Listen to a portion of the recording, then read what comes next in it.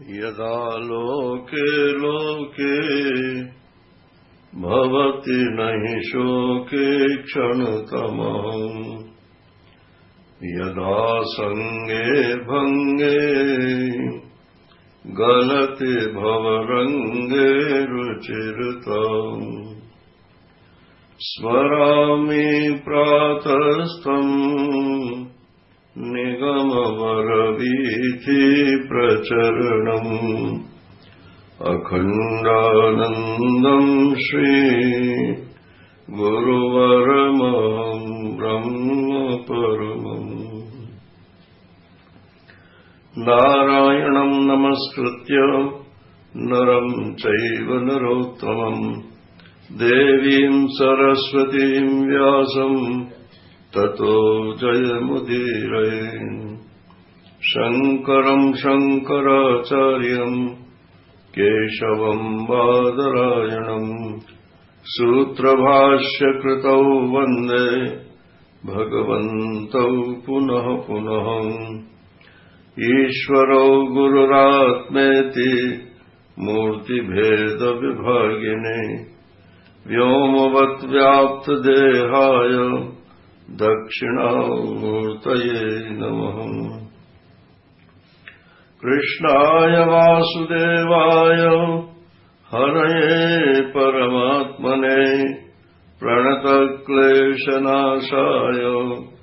गोविन्दाय नमो नमः गोविन्दाय नमो नमः हरिः ओम् नारायण नारायण नारायण नारायण। जीवन मुक्ति का प्रसंग प्रारंभ किया था।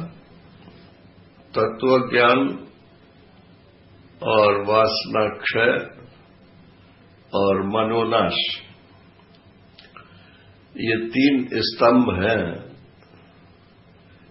तीन खंबे हैं जिन पर यह जीवन मुक्ति का महल खड़ा होता है। अब ऐसा है कि जो लोग पहले से ही वासना क्षय मनोनाश कर लेते हैं, परंपरा साधन से, बहिरंग साधन से, और फिर तत्व ज्ञान में प्रवृत्त होते हैं, तो उन्हें तो तत्व ज्ञान होते ही जीवन मुक्ति सिद्ध हो जाती है। माने उन्हें फिर अलग से कोई प्रयत्न जीवन मुक्ति के लिए नहीं करना पड़ता। परंतु जो लोग पहले साधना में थोड़ा कमजोर रहते हैं और किसी महापुरुष की कृपा से तत्व ज्ञान पहले हो जाता है, ऐसा संभव है, तो उनको फिर वो पहली वाली कमी जो है वो बाद में पूरी करनी पड़ती है, वरना उनकी जीवन मुक्ति सिद्ध नहीं होती। तो दोनों तरीके के महात्मा आपको मिलेंगे जो कहेंगे कि बस तत्व ज्ञान हो गया, यही जीवन मुक्ति है और क्या है, और कुछ नहीं करना। तो उन्होंने पहले कर लिया है ना, इसलिए वो ऐसा बोलते हैं। और कुछ महात्मा ऐसे मिलेंगे जो कहेंगे कि नहीं, तत्व ज्ञान तो हो गया, लेकिन वासना क्षय करो, मनोनाश करो, तभी जीवन मुक्ति सिद्ध होगी। तो वो लोग हैं जो कि पहले दिन के वो पक्ष कमजोर रहा और बाद में उन्होंने उसको ठीक किया। स्वामी विवेकानंद का पहला कुछ नहीं था।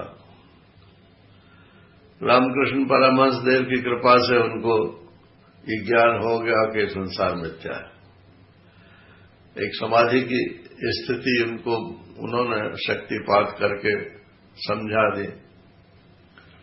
अब उससे वैराग्य तो हो गया चित्त में, लेकिन बाद में उन्होंने घटघोर साधना की और वो जो कमी थी वो उसकी पूरी की।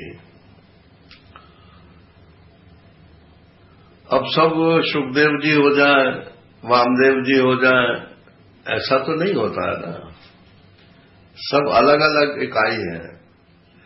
तो इसलिए अपने को ही सोचना चाहिए कि हम कौन सी कक्षा में हैं। इसमें आग्रह दुराग्रह की कोई बात नहीं है। अगर आपको लगता है कि हमें कुछ अभी करना चाहिए तो अवश्य करें, उसका कोई विरोध नहीं है तत्वज्ञान से। बोले मैं तो आत्मा हूं, अब मैं करता ही नहीं हूं तो मैं कैसे कर सकता हूं? ये फालतू की बात है।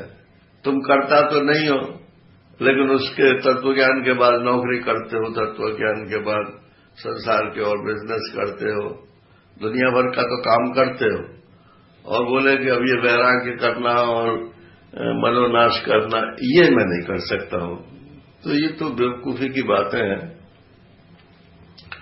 जब तक मन में ये रहता है कि अभी हमें कुछ करना शेष है, तब तक करना ही चाहिए। उससे तत्वज्ञान की कोई हानि भी नहीं है अगर हो गया है तो, और नहीं हुआ है तो उसकी पूरी संभावना बन जाती है। तो अब इसमें महाराजा श्री ने श्री उड़िया बाबा जी से पूछा था कि बाबा विदेह मुक्ति श्रेष्ठ है कि जीवन मुक्ति श्रेष्ठ है? विदेह मुक्ति माने शरीर छोड़ने के पश्चात जो मुक्ति होती है, उसके लिए प्रयत्नशील होना चाहिए, या जीवित रहते हुए ही मुक्ति हो जाए, जीवन मुक्ति के लिए प्रयत्नशील होना चाहिए? माने कौन सी श्रेष्ठ है, ये अभिप्राय था। तो मालूम है बाबा ने क्या उत्तर दिया? बहुत से लोग सुना होगा महाराज श्री के मुख से। उन्होंने कहा कि बेटा दोनों ही अमंगल हैं। बोले इसमें अमंगल क्या है? बोले विदेह मुक्ति माने देह गत हो जाए, निबट जाए, मर जाए, तब मुक्ति। तो बीच में देह आ गया ना। और जीवन मुक्ति अर्थात देह रहते हुए मुक्ति, तो दोनों में देह की कोई बीच में डाल करके बात बोली जाती है। तो इसलिए वहां तो आत्मा नित्य मुक्त है, ये अनुभव को मुक्ति का अनुभव बोलते हैं ना। और देह तो कभी किसी का मुक्त होता नहीं है। एक सज्जन थे, वो बोले कि ऐसे ही मैं बोल रहा था कि मनुष्य कर्म करने में स्वतंत्र है कि परतंत्र है? तो दोनों पक्ष हैं। जो कर्ता मानते हैं वो कहते हैं कि स्वतंत्र है। अगर स्वतंत्र न हो तो उसे दंड क्यों मिलेगा? अगर मान लो कोई चोरी करता है तो कानून उसे दंड देता है ना। तो वो चोरी करने में स्वतंत्र था, इसलिए वो दंड का भागी बनता है। और अगर कोई अच्छा काम करने में स्वतंत्र है तो उसकी समाज में इज्जत होती है, मरने के बाद पुण्य फल प्राप्त होता है। तो उसमें भी कर्ता की स्वतंत्रता है, उसमें भी कर्ता की स्वतंत्रता है। तो एक पक्ष तो यह है कि कर्ता जो है वो स्वतंत्र होता है, और दूसरा पक्ष है कि नहीं, वो तो ईश्वर के और प्रकृति के अधीन है, इसलिए वो तो स्वतंत्र है ही नहीं। न पाप करने में स्वतंत्र है, न पुण्य करने में स्वतंत्र है। ये उपासक संप्रदाय वाले लोग जो हैं वो इस तरह से बोलते हैं। तो वो सज्जन बोले कि नहीं, स्वतंत्र भी है और परतंत्र भी है। तो मैंने कहा बताओ कैसे है? तो बोले कि आप हवाई जहाज में कभी चले हो? मैंने कहा ना, मैं तो नहीं बैठा।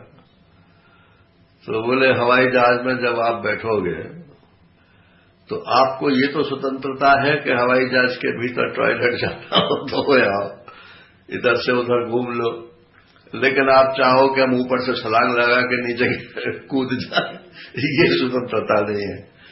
तो इसी प्रकार से ये जो जीवात्मा है ये थोड़ा थोड़ा स्वतंत्र भी है और थोड़ा थोड़ा परतंत्र भी है। वो आर्य समाजी सज्जन थे, तो तार्किक होते हैं ना ये लोग। लेकिन यहां तो आत्मा की बात हो रही है। जीवात्मा तो स्वतंत्र या परतंत्र हो सकता है, क्योंकि जीवात्मा का मतलब तो बुद्धि सहित को जीवात्मा बोलते हैं, और जब आत्मा शब्द बोलते हैं तो बुद्धि को छोड़कर के जो चैतन्य है, माने शुद्ध चैतन्य को आत्मा बोलते हैं। तो बोले कि शुद्ध आत्मा तो करता ही नहीं है, तो उसकी स्वतंत्रता और परतंत्रता का प्रश्न कहां है। तो ये जो जीवन मुक्ति है, ये जीवन मुक्ति आत्मा की सिद्ध मुक्ति है।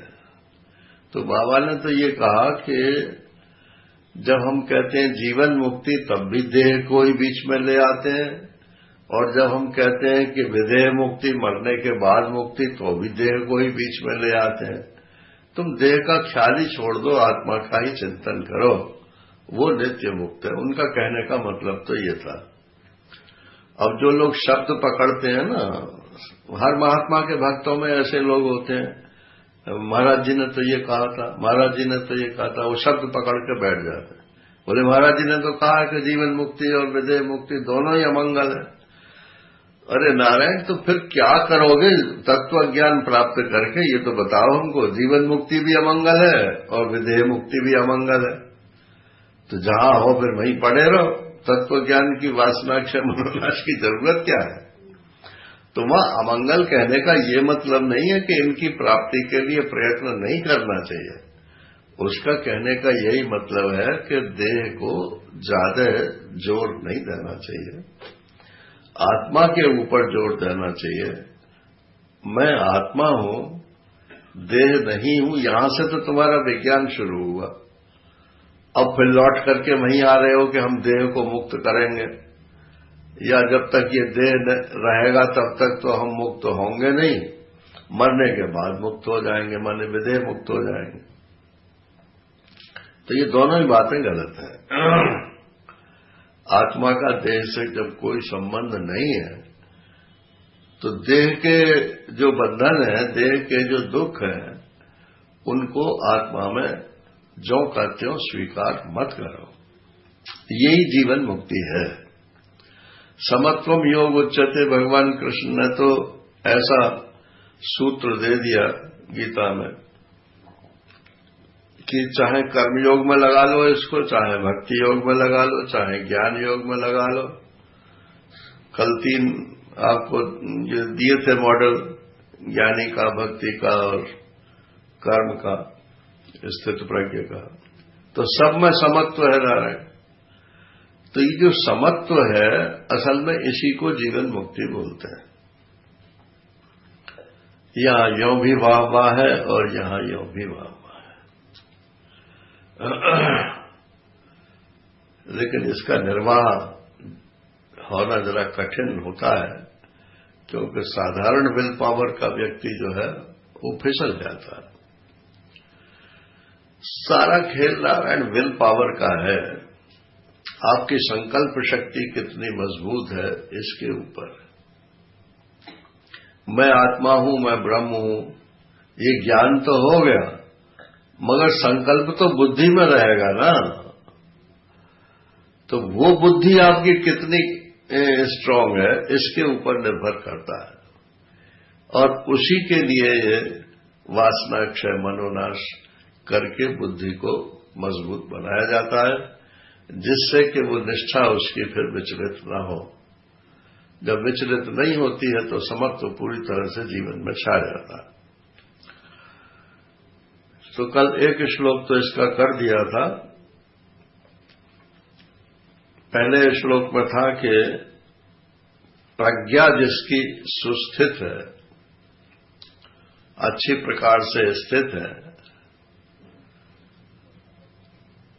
उसी को जीवन मुक्त बोलते हैं।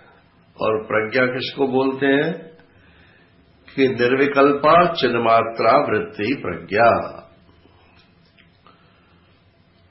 चिन्मात्र स्वरूप जो वृत्ति है, वृत्ति माने बुद्धि की चेष्टा, विल पावर कह लो हम, तो उसमें ये बात रहनी चाहिए कि मैं तो सिर्फ शुद्ध चैतन्य हूं, सिर्फ शुद्ध चैतन्य हूं। और ये निर्विकल्पा होनी चाहिए, माने ढुल्ल मुल्ल नहीं रहनी चाहिए। कभी तो मैं हूं और कभी ऐसा नहीं हूं। हाँ। तो निर्विकल्पा माने जो विचलित ना हो सके। ये ऐसी प्रज्ञा जो है जिसकी सुस्थिता, माने वो बुद्धि में वो बुद्धि की जो ये मतलब बुद्धि का नाम अब हो गया प्रज्ञा।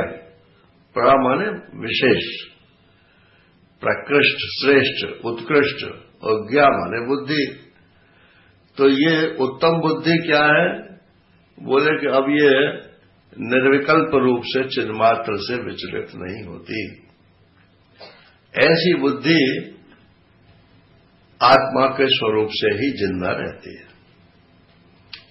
इसको आप एक एक्सपेरिमेंट से समझ सकते हो। जैसे मान लो एक दर्पण है, शीशा, मुख देखने वाला। अब उसमें ये बल्ब ऊपर जल रहा है,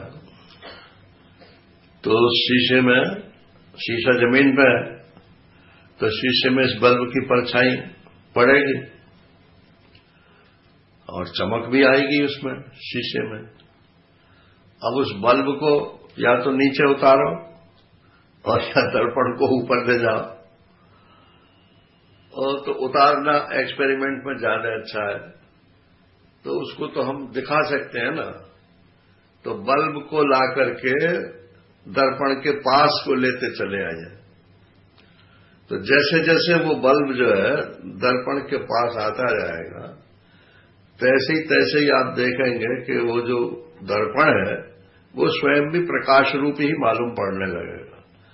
अगर 10,000 वाट का बल्ब हो और उसका दर्पण पे ही रख दो तो दर्पण दिखेगा नहीं आपको, सिर्फ प्रकाश ही प्रकाश दिखेगा। तो ऐसे ये जो बुद्धि है ये दर्पण के तुल्य है और आत्मा के सन्निकट है। इसलिए जब ये निश्चय कर लेती है कि मैं तो चिन्मात्र हूं, तो बस वो आत्म रूप से ही मालूम पड़ती रहती है। इसी को अनुभव बोलते हैं ना। जो कहते हैं ना अभी अनुभव नहीं हुआ आपको, तो अनुभव माने बुद्धि जो है वो आत्मा के रूप से ही अपने आप का आकलन करती है, दूसरे किसी प्रकार से नहीं करती। तो ये जीवन मुक्त व्यक्ति की मूल परिभाषा है। अब बाकी जो उसके व्यवहार की वर्णन है उसका सूत्र है समत्व। इसको ध्यान में रखना चाहिए। व्यवहार में समत्व और अनुभव में जैसा आत्मा वैसी ही बुद्धि।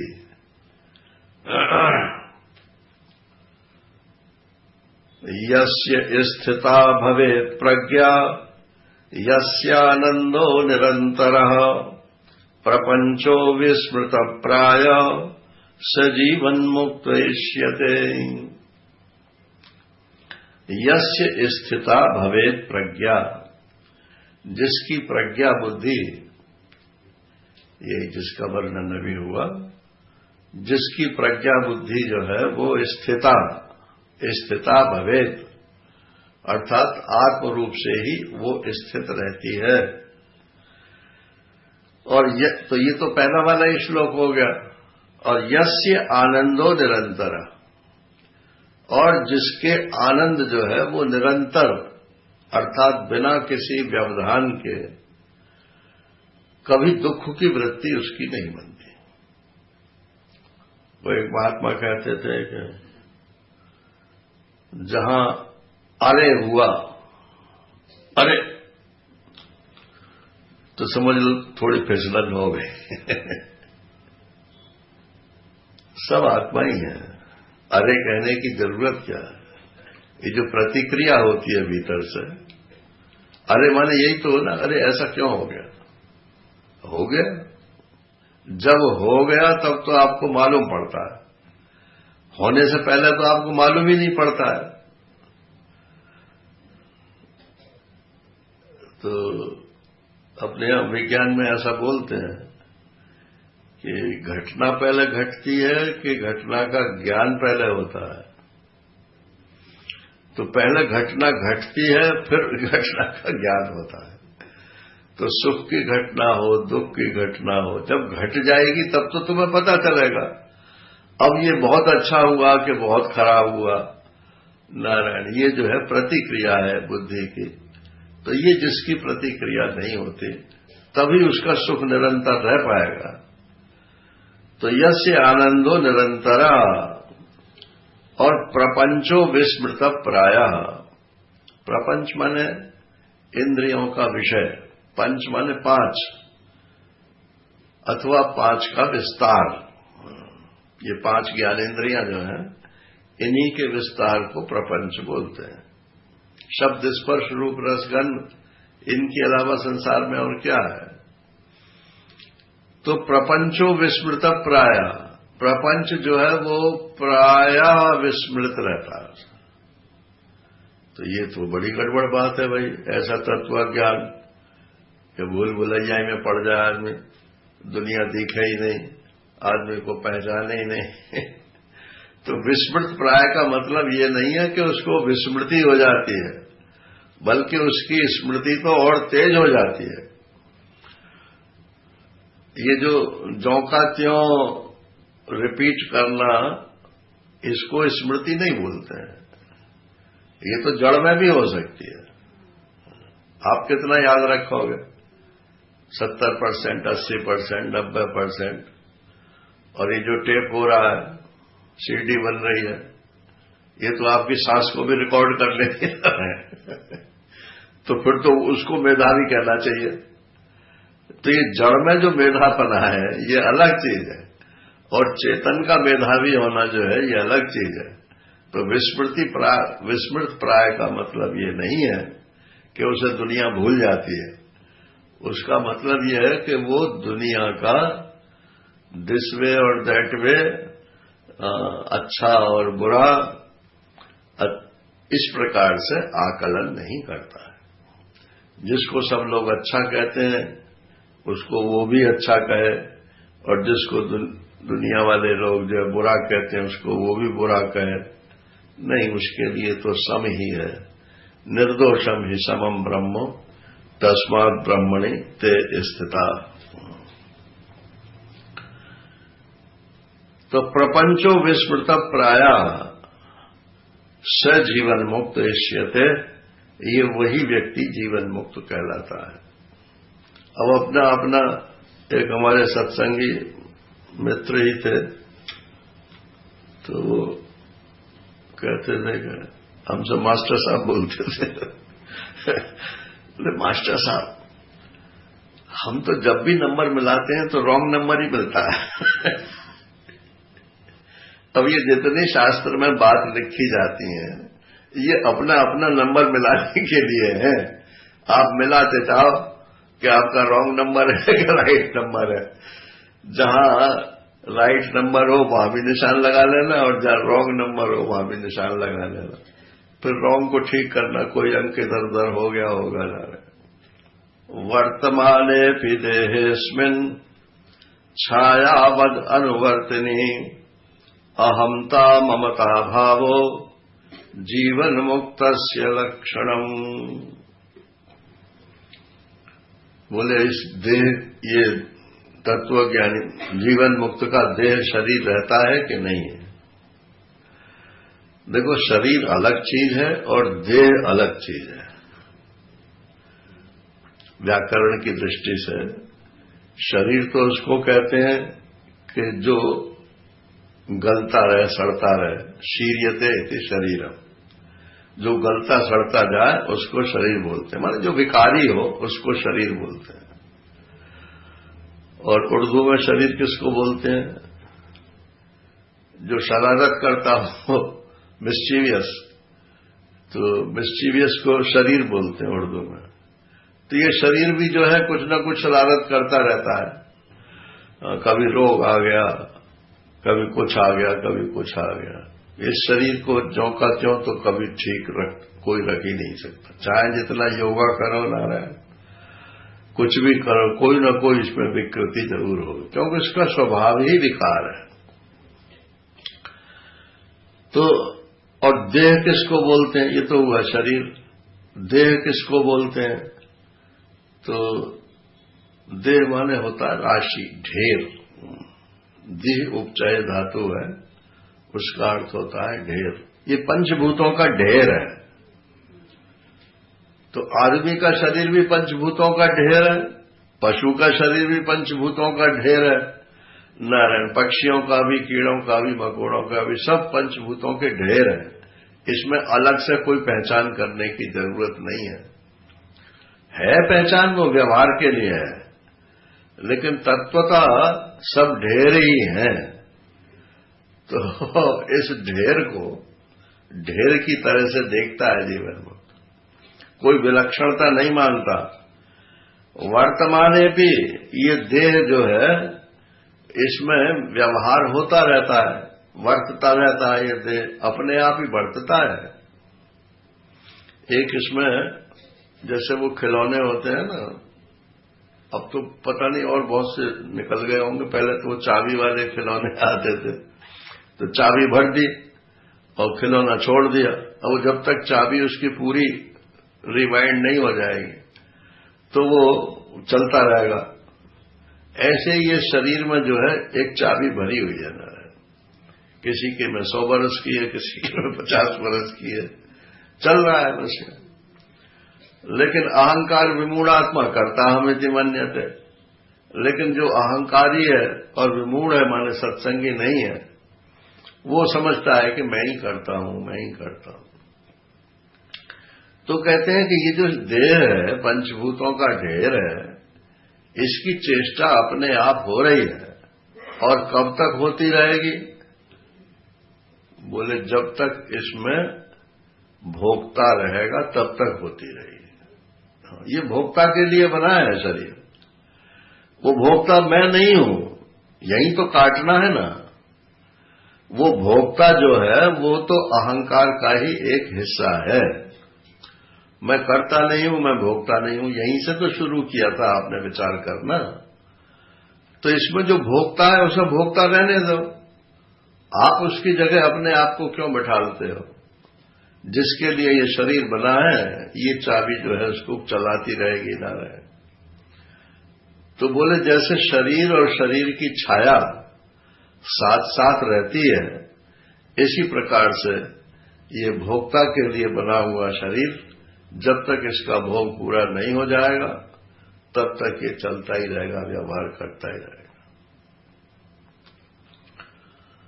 लेकिन अहमता ममता अभाव, लेकिन इस शरीर में ये मेरा है और ये मैं हूं, ये भाव बुद्धि या भोक्ता नहीं करता है। ये भाव तो चिदाभास करता है, और चिदाभास भी अज्ञान के कारण करता है, अपने स्वरूप को नहीं जानता, इसलिए करता है। वो जीवन मुक्त में से निकल जाता है। इसलिए शरीर वर्तमान रहने पर भी इसमें जो अहमता ममता का अभाव होना है, यही जीवन मुक्ति का लक्षण है। अब जीवन मुक्त के सींग निकल आते हैं, पूंछ निकल आती है, सोता नहीं है, खाता नहीं है, ये सब जो बाहरी लक्षण लोगों ने अपने मन से बना रखे हैं, उनका कोई वास्तविकता नहीं है। अतीतादनुसंधानम भविष्यत अविचारणम औदासीन्यम अपि प्राप्ते जीवन मुक्तस्य लक्षणम। अतीत अननुसंधानम, जो हो गया, अतीत माने जो बीत गया, उसका अनुसंधान मत करो। अब उसको बार बार अपने, वो था ना कौन, मारीच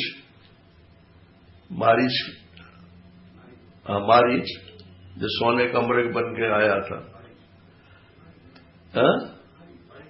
मारीच ही था ना। तो उसके 2 मुंह थे मारीच के। एक मुंह तो राम जी की ओर देखता जाता था जो पीछे चले आ रहे थे, और एक मुंह से वो आगे आगे भागता जाता था। ये मारीच और कोई नहीं, नारायण हम और आप ही हैं। ये भी 2 मुंह वाला है मारीच जो है,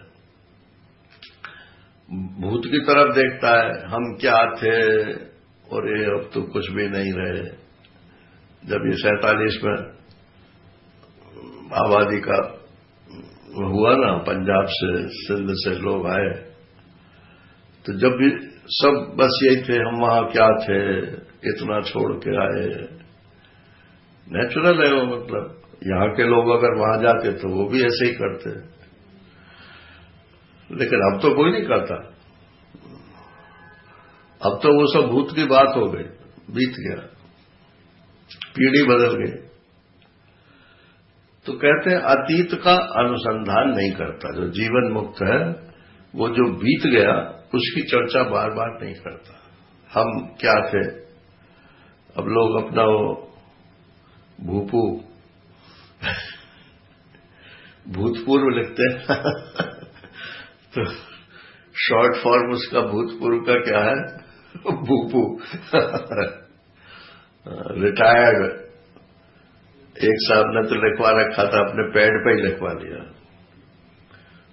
हमारे कोलीग थे तो उन्होंने लिखवाया मिस्टर सो एंड सो और रिटायर्ड आईएएस, नहीं रिटायर्ड आईएएस नहीं, आईएएस क्वालिफाइड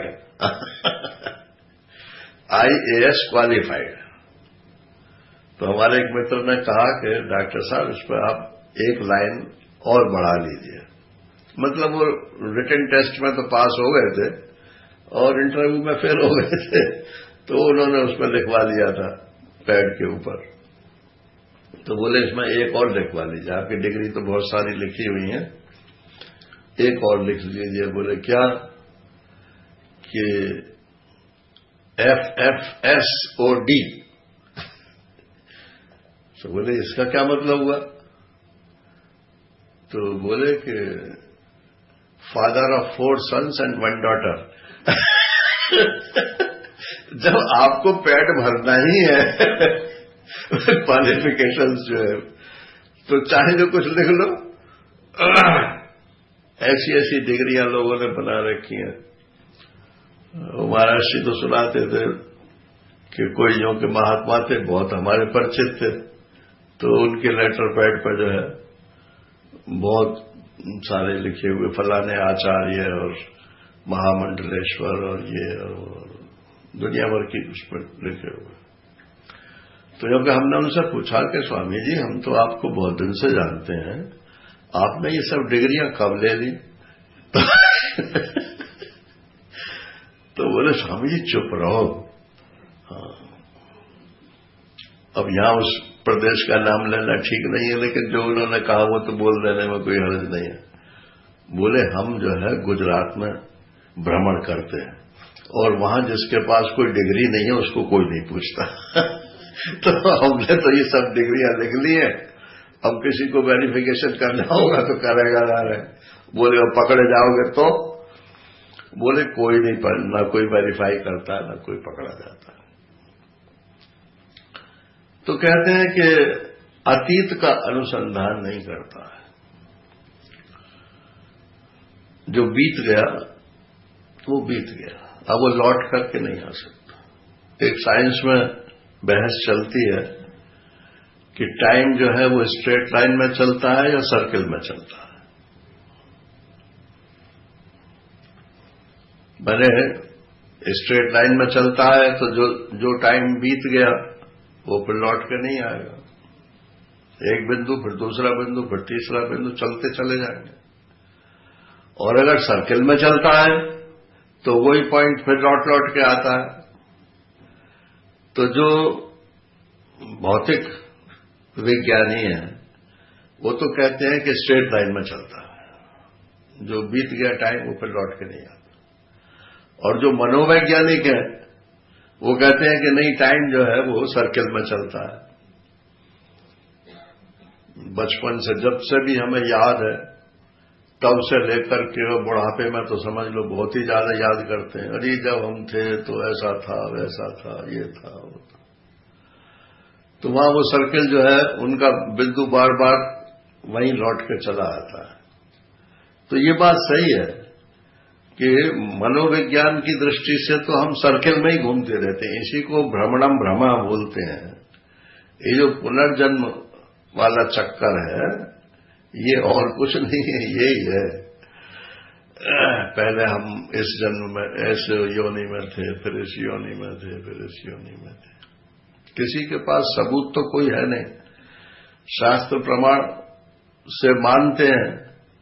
और महाराज जी तो और भी बात बोलते थे, बोले एक प्रत्यक्ष प्रमाण से उसका वेरिफिकेशन हो जाता है। क्या? बोले कि जो आदमी कड़वा बोलता है, ऐसा बोलता है कि दूसरे को बस तीर की तरह से लगता है, तो पिछले जन्म में जरूर बिच्छू रहा होगा। ये ट्रेट्स बोलते हैं उसको। तो ये कैरेक्टर के ट्रेट्स आए कहां से? तो इससे ये सिद्ध होता है कि पहले कुछ था ऐसा, लेकिन अब ये जीवन मुक्त हो गया है, इसलिए कहता है कि भाई जो बीत गया सो बीत गया, अब उसको बार बार याद नहीं करना। और भविष्यत अविचारणम, और भविष्य के बारे में विचार नहीं करता। विचार नहीं करते का कोई अविवेकी है क्या? वो बिना विचार किए हुए कोई काम करना, ये तो कोई मूर्खता का लक्षण है। तो ये जीवन मुक्त क्या कोई मूर्ख हो गया? बोले नहीं, यहां अविचारणम का मतलब है चिंता नहीं करता आगे क्या होगा। लोग इसी को सोचते रहते हैं, अब इतना तो हमारे पास है, फिर आगे क्या होगा, हमारी अगली पीढ़ी के लिए तो है, उससे अगली पीढ़ी कहां के लिए क्या होगा। तो ये ऐसा विचार के चक्कर में वो नहीं रहता। औदासीन्यम अभिप्राप्ते, और वर्तमान में जो उसे प्राप्त हो रहा है, माने ये जीवन मुक्त में और साधारण व्यक्ति में ये फर्क है। साधारण व्यक्ति प्राप्त नहीं करता है, वो पुरुषार्थ करके प्राप्त करता है, और जीवन मुक्त कहता है कि जो मिल रहा है सो तो मिलेगा ही, इसलिए उसके लिए बेकार का पुरुषार्थ क्यों किया जाए। तो इसलिए यहां प्राप्त शब्द दिया है कि प्रारब्ध से जो कुछ भी उसे प्राप्त होता है अपने आप, नारायण, उसमें वो उदासीन रहता है। उदासीन का मतलब है तटस्थ, इन्वॉल्वमेंट नहीं होता उसका। जैसे छत पर बैठे हैं तो छत माने ऊपर बैठ गए ना, उत माने ऊपर, और आसीन माने बैठना। तो छत पर बैठ गए तो सड़क के ऊपर क्या हो रहा है, इसका प्रभाव छत वाले के ऊपर तो नहीं लगेगा। तो जीवन में जो वर्तमान में प्राप्त हो रहा है उसके प्रति तो है उदासीन, और भविष्य की कोई चिंता नहीं करता है, और जो बीत गया उसका बार बार अनुसंधान नहीं करता है। जीवन मुक्तस्य लक्षणम, यही जीवन मुक्त का लक्षण है। वो जय कृष्णामूर्ति जो है ना, तो वो अपने ग्रंथों में लिखते हैं, वो ये इन शब्दों का प्रयोग नहीं करते हो, जीवन मुक्त वगैरह ऐसा नहीं करते। लिबरेटेड शब्द का प्रयोग तो करते हैं। तो बोले लिबरेटेड का क्या है कि he lives from moment to moment, प्रत्येक क्षण उसके लिए एक नया जीवन है, उसका पहले क्षण से और दूसरे क्षण से कोई संबंध नहीं। गुणदोष विशिष्टेस्मिन् स्वभावेनो विलक्षणे सर्वत्र समदर्शित्वम् जीवन मुक्तस्य लक्षणम्। कहते हैं जड़ चेतन गुण दोष में विश्व कीन करतार, संत हंस गुण गहें पए परिहरि बार विकार। ये संसार में तो गुण और दोष दोनों ही लगे हुए हैं। ऐसा ही भगवान ने इसकी सृष्टि की रचना की है। लेकिन संताई क्या है कि उसकी संताई है हंसपना। संत हंस गुण गहें, वो गुण को तो ग्रहण कर लेते हैं और दोष को छोड़ देते हैं। और जो परमहंस है वो न गुण देखते हैं और न दोष देखते हैं। गुण यह उभय न देखिए, देखिए सो अविवेक। गुण और दोष दोनों ही नहीं देखते, तो ये जीवन मुक्त जो है ऐसा ही है कि गुण दोष से विशिष्ट ये जो संसार है और स्वभावेन मतलब आत्मस्वरूप से जो विलक्षण है, अर्थात दृश्य रूप से उपस्थित जो गुण दोष में संसार है, उसमें सर्वत्र समदर्शित्वम, वो सर्वत्र किसी सब जगह, सब में, सब कालों में समदर्शी रहता है। विद्या विनय संपन्ने ब्राह्मणे गविहस्तिनि शुनि चैव स्वपाके च पंडिता समदर्शिनः। गीता का श्लोक है। चाहे विद्या विनय से संपन्न ब्राह्मण हो, चाहे गाय हो, चाहे हाथी हो, और चाहे शूद्र हो, चांडाल हो, कुत्ता हो, सब में वो एक ही आत्मा को देखते हैं। यही समदृष्टि है। अब यहां एक प्रश्न आता है, उस पर विवाद भी होता है कि महात्मा के लिए समदर्शिता भी है या समवर्ती भी हो सकता है, सबके साथ समान व्यवहार भी कर सकता है या केवल समदृष्टि ही रखता है। तो जो जरा ज्यादा कर्म के आग्रही हैं वो तो कहते हैं नहीं, सिर्फ समदर्शन बताया है, समवर्तन नहीं बताया। तो वहां भाष्य में दिया भी है कि जो समवर्ती होता है उसमें तो उसका भोजन नहीं करना चाहिए, उसका बहुत दोष लिखा है। तो वहां भाष्यकार ने कहा है कि ये प्रसंग कर्म का है ही नहीं। कर्म का जहां प्रसंग हो तब तो समवर्तता को लाने की बात आती है, और जहां सिर्फ ज्ञान का प्रसंग है वहां महात्मा के लिए ये कहना कि ये समवर्ती हो गया है इसलिए इसका बाइकाट कर दो। अब कौन थे तुकाराम नहीं ना, रोटी लेके जो नामदेव, तो नामदेव जी जो है वो कुत्ता रोटी लेके भागा तो उसके पीछे जो है घी की कटोरी लेके भागे, महाराज रोटी चुपड़ी नहीं है। अब वो कौन सी स्थिति थी? अगर केवल समदर्शिता की ही बात होती तो उनका ये व्यवहार कैसे होता ना। तो ऐसा नहीं है, समदर्शिता में भी कभी कभी महात्माओं का व्यवहार समवर्ती भी हो जाता है। उसमें कोई न उनके लिए दोष है और न दोष करने वालों को दोष करना चाहिए। इष्टानिष्टार्थ संप्राप्तौ समदर्शितयात्मनि उभयत्राविकारित्वम्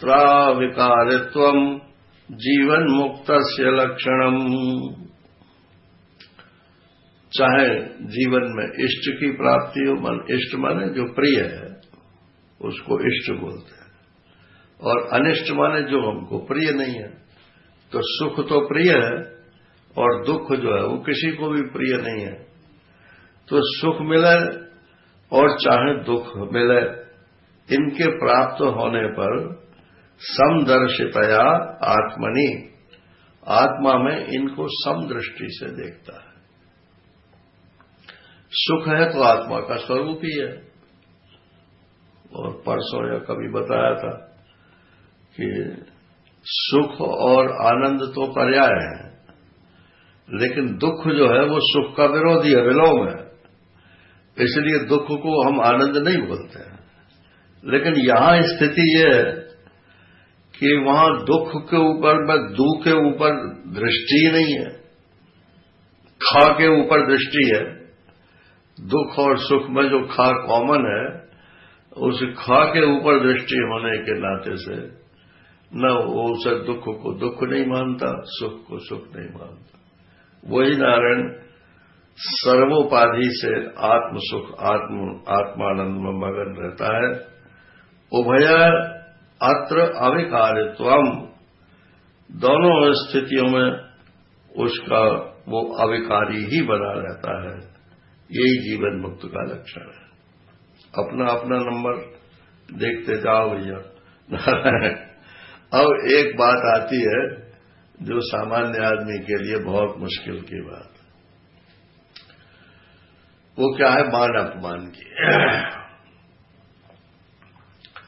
साधु भी पूज्यमानेस्मिन् पीड्यमाने पितुर्जनैः समभावो भवेत् यस्य स जीवन मुक्त इष्यते। साधु भी पूज्यमानेस्मिन्, बड़े बड़े महात्मा लोग अगर आपकी पूजा करते हैं, और पीड्यमाने पे दुर्जने, और दुर्जन लोग आपके शरीर को या आपके मन को वो कष्ट देते हैं, तो समभावो भवेत् यस्य, जिसके लिए दोनों में उसका समभाव है, स जीवन मुक्त इष्यते, उसी को जीवन मुक्त कहा जाता है। अब गीता में तीनों में है, मानापमानयोस्तुल्यो, तुल्यो मित्रारिपक्षयो, सुहृन् मित्रार्युदासीनो, मध्यस्थ द्वेष्य बंधुषु, साधुष्वपि च पापेषु, समबुद्धिर्विशेष्यते। नारायण। तो अब यहां शायद उसके कोई प्रत्यक्षदर्शी भी हों। हमको तो सुनाया वहां प्रत्यक्षदर्शी में, जब महाराज जी भारत साधु समाज के अध्यक्ष थे तब की बात। तो किसी कार्य के लिए महात्माओं ने आपस में पैसा इकट्ठा किया था और उसकी लिस्ट बनाई गई। तो भारत साधु समाज की मीटिंग में जब हुई तो बोले कि लिस्ट आउट की जाए, किसने कितना दिया है। अब ये चूंकि अध्यक्ष थे तो वो लिस्ट में नाम सुनाए गए। अब एक महात्मा का नाम उसमें रह गया था, और महात्मा बीच में खड़े हो गए। तो उन्होंने कहा हमारा नाम इसमें क्यों नहीं है? आपने द्वेषवश जो है हमारा नाम इसमें से काट दिया है, और हमने इतना रुपया दिया था, कोई थोड़ा भी नहीं था। तो महाराज जी ने कहा कि भाई हो सकता है कि जिसने लिस्ट बनाई हो, तो उस समय ये कंप्यूटर वगैरह का रिवाज तो था नहीं, हाथ से ही लिस्ट बनती थी। बोले जिसने लिस्ट बनाई हो उसका नाम रह गया हो सकता है, तो मैं आपसे क्षमा चाहता हूं, आपका नाम इसमें ऐड हो जाएगा। तो बोले एक तो गलती करते हो, फिर ऊपर से क्षमा मांगते हो। अब महाराज साधु समाज सब इकट्ठा था, जितने भी थे 10-20 लोग तो होंगे। तो उन्होंने कहा कि फिर क्या चाहते हो आप, वो बताओ। बोले आप कान पकड़ो और यहीं 10 बार बैठक लगाओ। तो कुछ सेठ लोग भी थे उसमें, तो बोले महाराज जी बिल्कुल नहीं, इन्होंने 10,000 रुपए दिए हैं ना, जेब में से निकाल के उसकी तरफ फेंके। ये ले तू अपने 10,000 रुपए।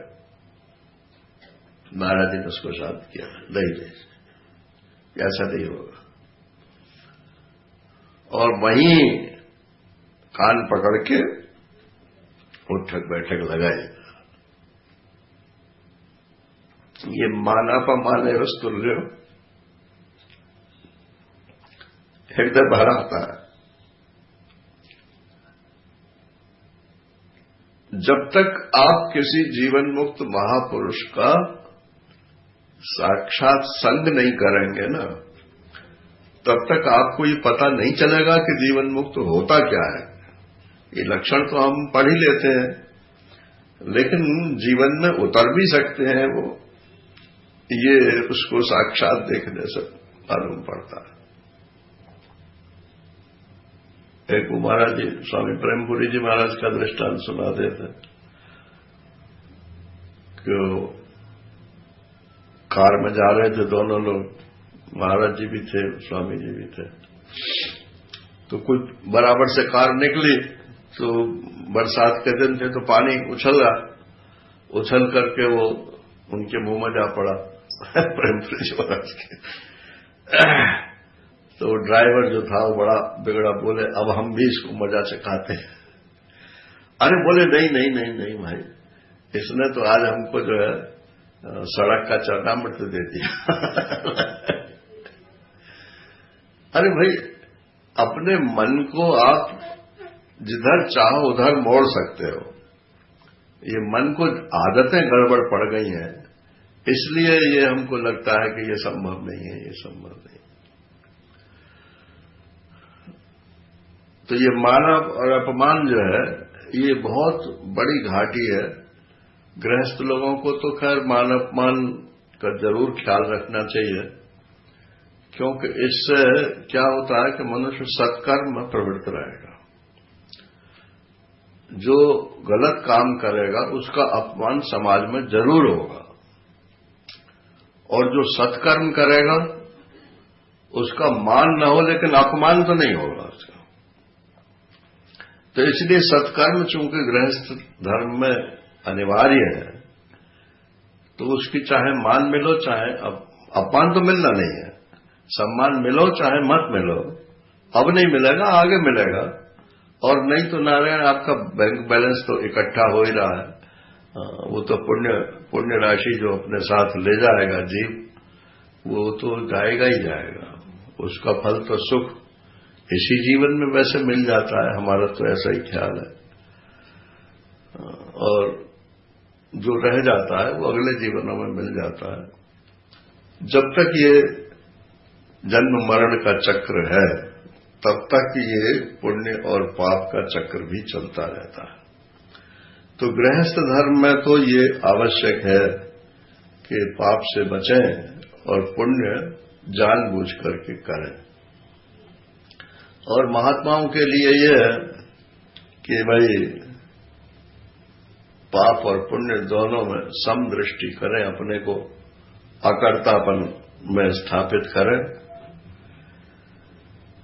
अब एक श्लोक और कहता हूं, श्री समय भी पूरा हो जाएगा।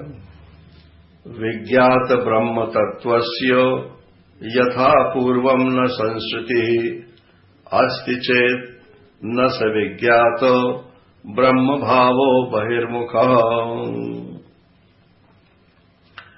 कहते हैं भाई विज्ञात ब्रह्म तत्वस्य, यदि आपको ब्रह्म ज्ञान हो गया है, ब्रह्म तत्व का यदि आपको विज्ञान प्राप्त हो गया है, तो यथा पूर्वम न संस्कृति। उसका लक्षण यह है कि जैसे आपका मन पहले था ब्रह्म ज्ञान से पहले, क्या अब भी वैसा ही है? अगर वैसा ही है तो ये आपका वृथा अभिमान है कि मुझे ज्ञान हो गया है। यथा पूर्वम न संस्कृति, पहले की तरह से उसमें वो चेष्टाएं नहीं होंगी। और यदि होती है अस्ति चेत, यदि होती है न स विज्ञात ब्रह्म भावो, उसे अभी ब्रह्म भाव का विज्ञान हुआ ही नहीं है। और बहिर्मुखा, ये गाली है नारायण महात्माओं के लिए कि अरे तू बहिर्मुख हो गया है, तू परपंची हो गया है। पहले महात्मा लोग ऐसा बोलते थे, अरे तू परपंची हो गया है। पढ़े लिखे लोग कहते थे बहिर्मुख हो गया।